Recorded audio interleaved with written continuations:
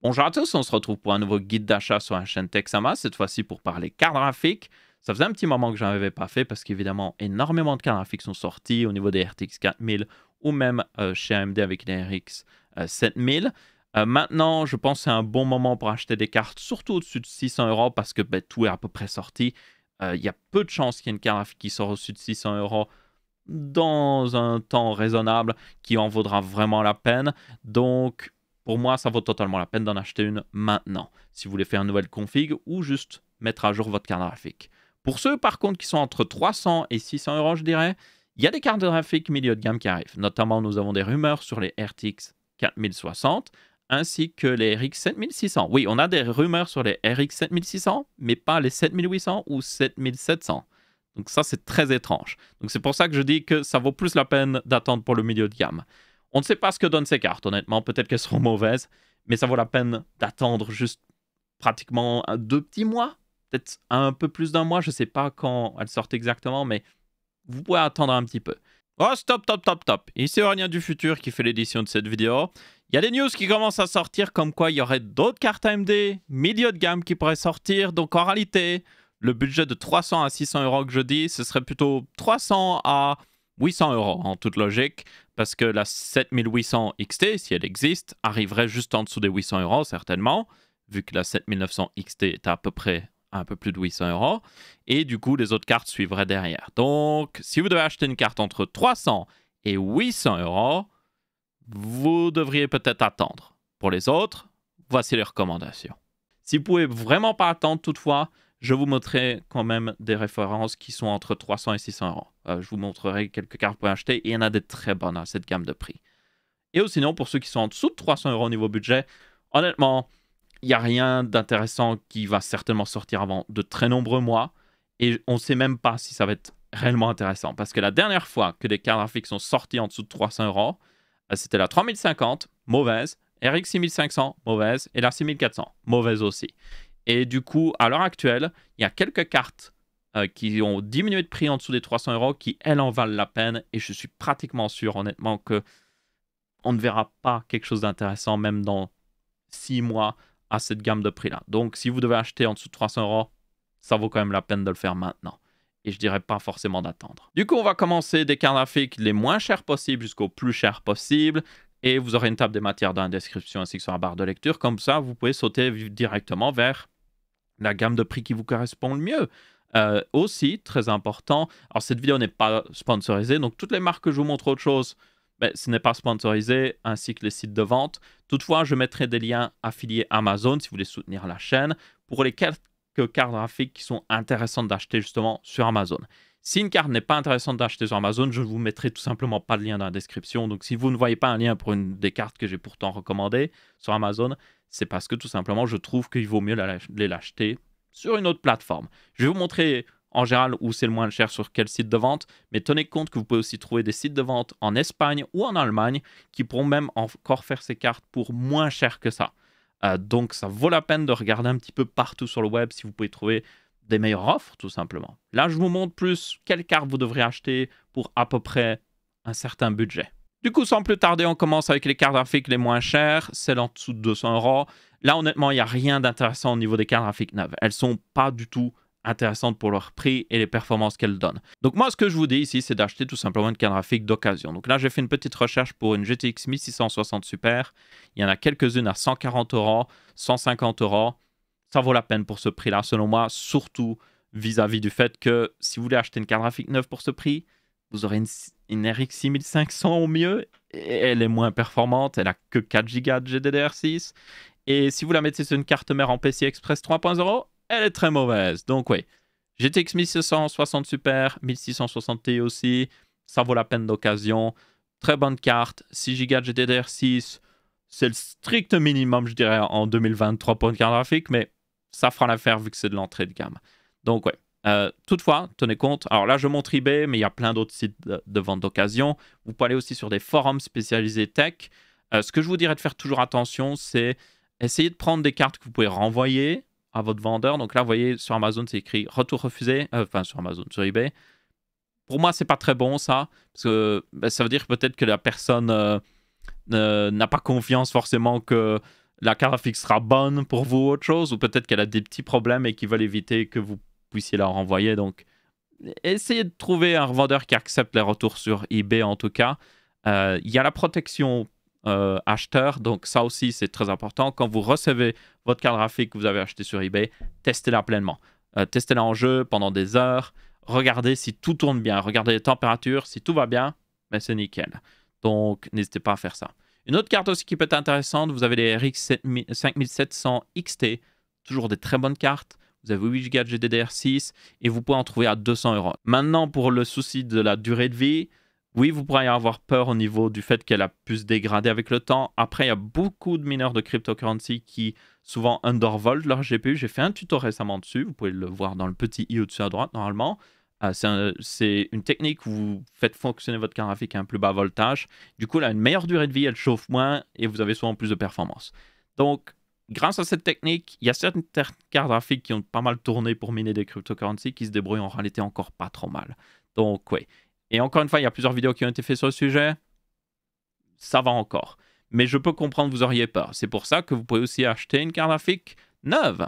Et la première neuve, qui selon moi en vaut vraiment la peine, c'est la RX 6600. Non XT d'ailleurs, c'est la 6600 de base. 8 Go de GDDR6. Une bonne carte en termes de performance, largement au-dessus d'une 3050. En dessous d'une 3060 pour ceux qui se demandent. Mais beaucoup mieux que toutes les offres que vous pouvez trouver à peu près à ce prix-là. Franchement, surtout au niveau d'NVIDIA. Ça, c'est une très bonne carte graphique. Vous pouvez les retrouver, comme vous pouvez voir, à 249 € sur Amazon. Alors, d'ailleurs, avec Amazon, faites attention de toujours vérifier par qui elle est vendue, surtout quand c'est un bon deal. Là, c'est NR Info. C'est un assez bon revendeur. Ils vendent que des cartes graphiques XFX et ils ont des très bonnes notes positives sur Amazon. Donc, au-dessus de 90%, c'est bon sur Amazon. En dessous de 90%, ça commence à devenir un peu voilà, entre 80 et 90. Et en dessous de 80, moi, j'évite, honnêtement. Et vous pouvez même aussi l'acheter sur un top achat pour à peu près le même prix, 249 €. Ici, vous avez un modèle de chez ASRock, très similaire. Donc, vous pouvez la trouver sans aucun problème à 250 € cette carte graphique. Je vous mettrai le lien, évidemment, Amazon Affiliate ici, parce que c'est une très bonne offre d'un très bon revendeur. Donc, aucun problème avec ça. Maintenant, si vous êtes prêt à économiser un petit peu plus, ça vaut vraiment la peine. Si vous êtes prêt à juste économiser 50 € de plus, peut-être attendre quelques semaines, même un mois en plus pour l'acheter, vous avez la RX 6650 XT et là, elle en vaut encore beaucoup plus la peine. Cette carte graphique est plus puissante qu'une 3060. Elle est à un très bon prix à 300 €. Je dirais même que c'est la meilleure à ce prix-là. Nvidia, tout ce qu'ils ont à 300 €, c'est la RTX 3050 et c'est juste une très mauvaise carte graphique, honnêtement, pour ce prix. Donc oui, elle en vaut largement la peine. Et du coup, c'est une carte graphique neuve. C'est un très bon modèle ici, encore une fois, de XFX, vendu par NR Info. Donc, vous aurez un lien dans la description. Et là, juste pour vous illustrer, justement, j'avais vu un autre modèle pour à peu près 300 €, donc un Asus Dual. Certaines personnes seraient plus tentées par ce modèle-là que XFX. C'est une marque plus connue, Asus. Et bien là, leur vendeur n'est pas très bon, selon moi. 69%, c'est plutôt nice comme chiffre, mais c'est pas bon pour un revendeur Amazon, selon moi. Donc, moi, j'éviterais. Vous voyez, toujours vérifier les revendeurs Amazon. Ensuite, il y a peut-être certaines personnes qui vont dire « Oui, mais moi, je veux absolument une carte NVIDIA parce que j'ai besoin de peut-être l'encodeur NVIDIA ou de coup d'accord ou autre chose. Je fais peut-être un peu de rendu professionnel et j'ai absolument besoin de ces coups d'accord qui permettent de mieux accélérer dans mon programme que j'utilise. » Vous avez quelques RTX 3060 qui ont sacrément baissé en prix, certainement dû à la pression qu'a mis AMD. Et là, vous avez un modèle 12 Go, c'est très important. Si vous voyez un modèle 8 Go, fouillez, c'est très mauvais. Le modèle 12 Go est beaucoup plus puissant et 12 Go vous offrira aussi beaucoup plus de une carte graphique future-proof. On l'a vu récemment, il y a des jeux qui sortent qui requièrent énormément de RAM vidéo. 12 Go, ça vous mettra dans une situation beaucoup plus confortable d'ici quelques années. C'est une carte graphique qui est honnête pour le prix. La 6550 XT fait mieux en termes de performance, mais je dirais qu'elle a un petit avantage toutefois, pendant que Bing me recommande d'acheter autre chose, c'est que vous avez 12 Go de GDDR6. Et du coup, ça rend cette carte quand même beaucoup plus future-proof que la 6550 XT. Donc, elle en vaut la peine, surtout si vous voulez absolument une carte graphique NVIDIA. Mais bon, il y a une autre carte que vous pouvez avoir pour un peu plus cher, qui est encore plus performante, et qui est la 6700 XT ici d'AMD. Ça, c'est la GOAT. Pour moi, c'est l'une des meilleures cartes graphiques que vous pouvez acheter. Elle a 12 Go de GDDR6, donc elle est très future-proof. Elle est pratiquement au niveau... Elle est un peu en dessous d'une RTX 3070 en termes de performance, mais c'est toujours très très bon. Meilleur qu'une 3060, ça c'est sûr.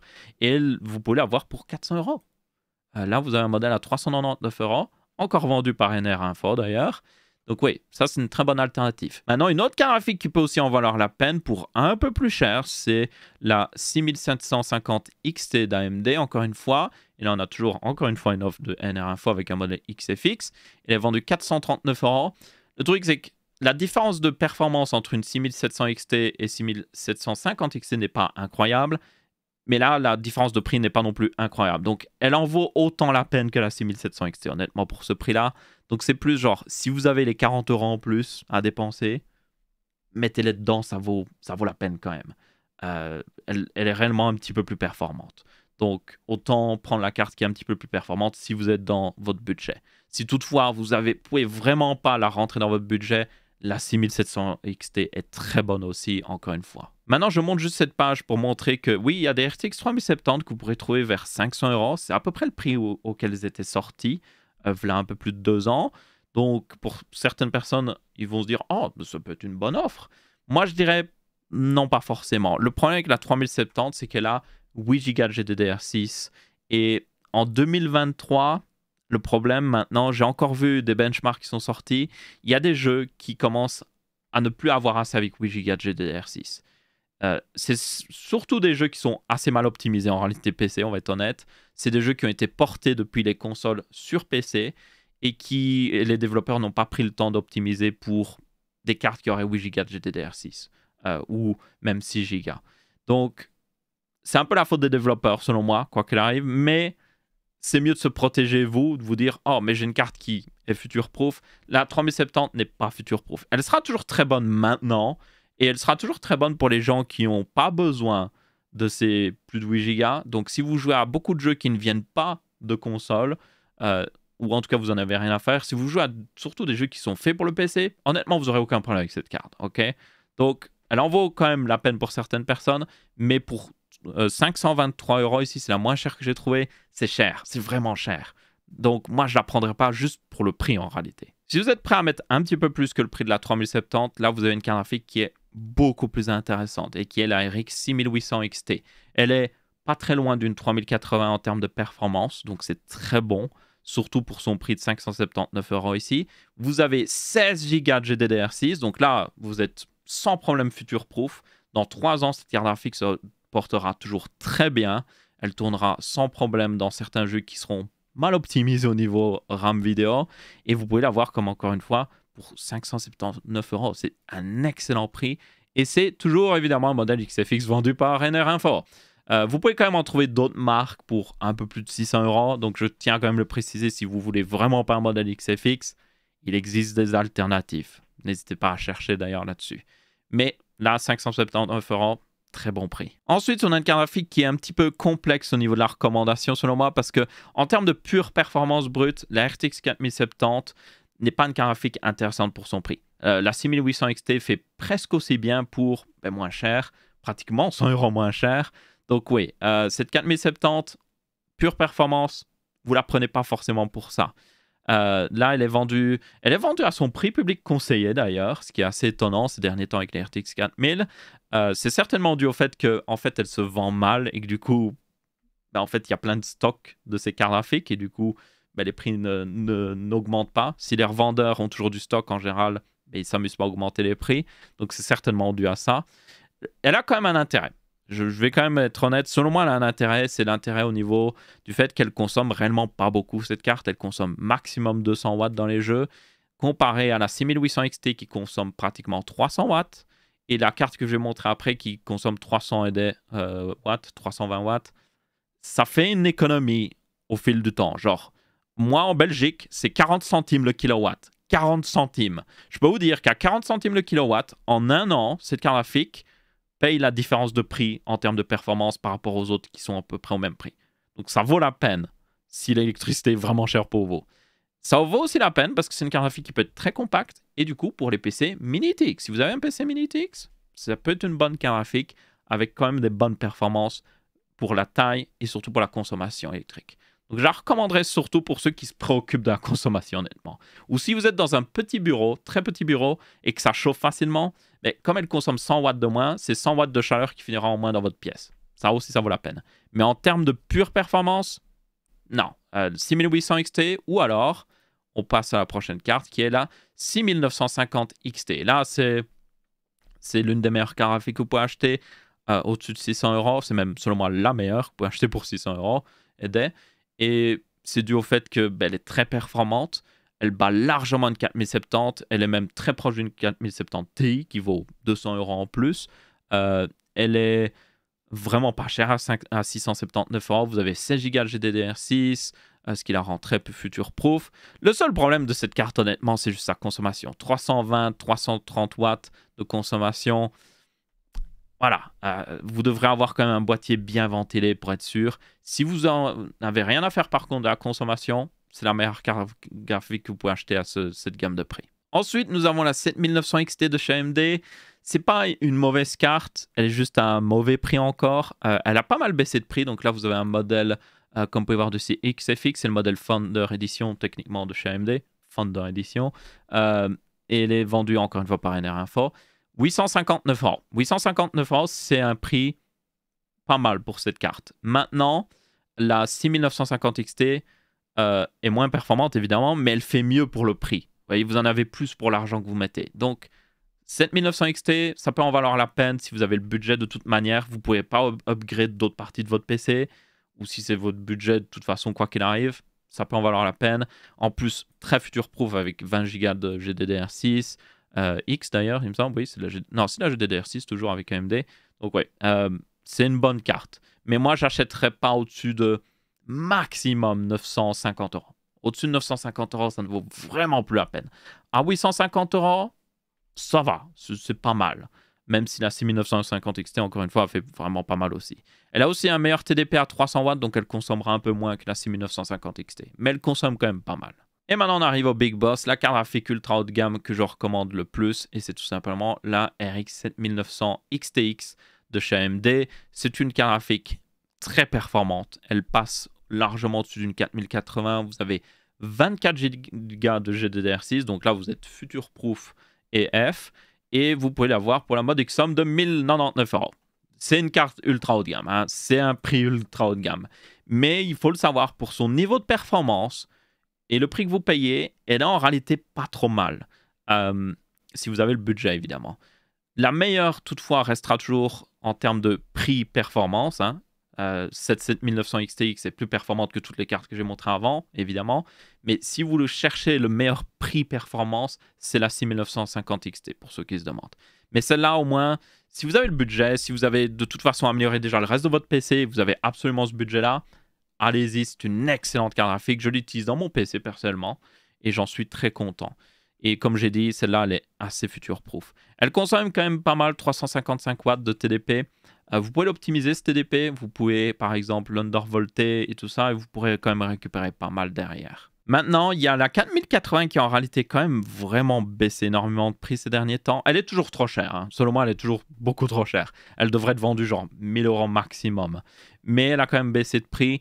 Et il y a certaines personnes qui vont être en mode « Ouais, mais moi, j'ai absolument besoin d'une carte graphique NVIDIA. » Déjà, vérifiez si c'est vraiment le cas, honnêtement. Il y a beaucoup de programmes qui tournent aussi bien sur une carte graphique AMD. Mais bon, si vous avez absolument pas besoin d'une carte graphique NVIDIA et que vous voulez une bonne carte graphique NVIDIA qui vaut cher, ben, la 4080 a baissé de prix, je suppose. Mais selon moi, elle n'en vaut pas la peine. Elle est trop chère. Mais je suis sûr qu'il y en a qui vont voter en mode « Moi, j'ai absolument besoin d'une carte graphique NVIDIA. » Ben, voilà, éventuellement. La moins chère que j'ai trouvée, elle était du coup sur Top Achat, plutôt, pas LDLC. Même si Top Achat, c'est la même chose que le DLC. C'est un modèle PNY. Alors, 1275 € avec les frais de livraison.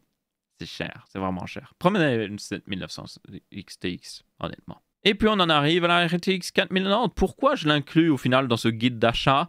Parce que tout simplement, la 4090, même s'il est extrêmement cher, elle est beaucoup trop chère pour ce que c'est quand même la carte graphique la plus performante qui existe. Et il y a certaines personnes qui ont plus d'argent que de sens, donc pour eux, ben, prenez une 4090, je suppose. Non, il y a aussi un autre groupe de personnes qui profitent d'une 4090 et c'est tout simplement les professionnels. Si vous faites vraiment, vous êtes réellement professionnel, que vous utilisez à fond les coups d'accord, vraiment, vous le savez que vous les utilisez, la 4090, pour ce que c'est, pour ce prix-là, pour ce que vous pourrez en tirer dans les programmes professionnels, c'est une excellente carte graphique. Parce qu'une Quadro, ou en tout cas l'équivalent d'une Quadro, parce que les Quadros n'existent plus, vous coûterait 4000 € pour le même niveau de performance. Même chose chez AMD, hein, ils ont sorti récemment des cartes graphiques professionnelles, elles valent 3000, 4000 €. Donc la 4090 en vaut la peine. Mais elle est très chère. Donc si c'est pour juste jouer à des jeux vidéo, par pitié, non, quand même pas. À part si vraiment, encore une fois, vous avez plus d'argent que de sens. Genre, vous avez un écran 4K, 120 Hz. Parce que si vous n'avez même pas un écran 4K, honnêtement, c'est stupide selon moi, mais bon. Oui, si vous avez plus d'argent que de sens, éventuellement une 4090, et là, bah, je suppose que de toute façon, comme vous avez plus d'argent que de sens, vous allez juste prendre le modèle qui vous plaît le plus, peu importe le prix. Donc, ouais.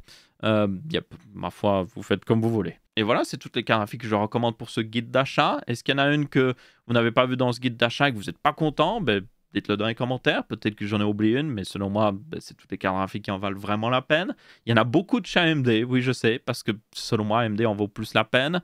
Vous avez aussi quand même, je tiens à le citer, mais elle n'en vaut pas la peine pour le prix, mais vous avez évidemment Intel qui a sorti des cartes graphiques. Elles existent. Elles deviennent de plus en plus bonnes. Mais pour le prix, vous avez juste mieux en fait. Vous avez, comme j'ai montré, la 6700 XT d'AMD qui est juste meilleure et tout ça. Mais bon, je t'ai quand même un peu à les citer. Mais oui, il y a encore un travail d'amélioration derrière. Donc je ne les recommande pas forcément. Donc ouais, c'est à peu près tout pour ce guide d'achat quoi qu'il arrive. J'espère que vous l'avez trouvé utile et que vous l'avez bien apprécié. Vous aurez des liens affiliés dans la description, comme j'ai dit, si vous voulez acheter une des cartes graphiques qui en valait la peine sur Amazon en tout cas. Et du coup, c'est à peu près tout. Merci à tous et on se revoit pour une prochaine vidéo. Ciao, ciao!